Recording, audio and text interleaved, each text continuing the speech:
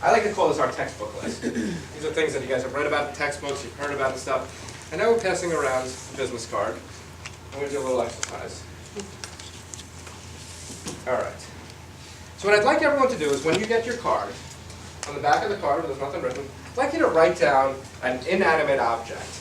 Not a person or not a place. Anything you can think of. Just not a person, not a place. Anything. So what I'd like you to do now, I'd like you to trade cards with the person next to you. So trade cards with somebody next to you or across from wherever you want. Okay? If you don't have someone to trade with, just look behind you, look on the side, show everybody to trade their card. So you're pairing up and pairs up. Okay? So everybody should be getting into a pair with somebody else. Okay? Now here's what I want you to do. I'm going to give you guys a minute, 30 seconds each, to describe to the other person how what they wrote, not what you wrote, relates to leadership.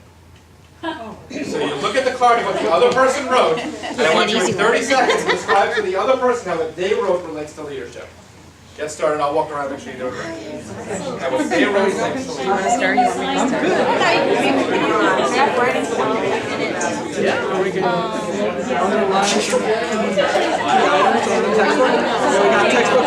So, glad you all enjoy the exercise. I think it's a lot of fun. Now we're going to talk about it. So who had something, we'll pick on a bunch of these. Who had something really interesting? What's an interesting thing that you guys just talked about? Somebody had crystals. Crystals, okay.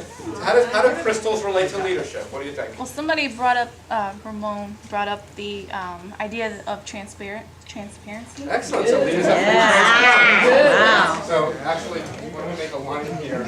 So I can't take the credit for it. Transparent, we didn't come up with that before. What else? How else do crystals relate to leadership?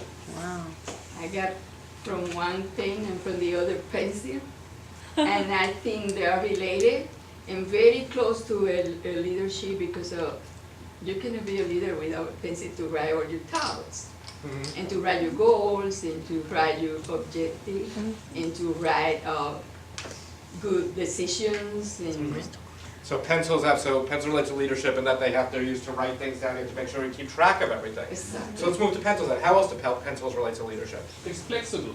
It's an erase and rewrite. Yeah, as an eraser, so leaders have to be able to change their minds sometimes. Most of the time they confirm, but sometimes they can't change their mind. So leaders have to be flexible and be able to change their mind. What else? Leaders take notes. Leaders have to take good notes, right? How else do pencils relate to leadership? Sharp, right? Sometimes leaders have to get to the point. Pencils have a point, they have to get to the point. One of the best ones, I didn't see it here, so I'll say it ahead of time. One of the best ones I ever got was somebody once wrote stiletto heel. They said sometimes leaders have to put their foot down and say, that's the way it is.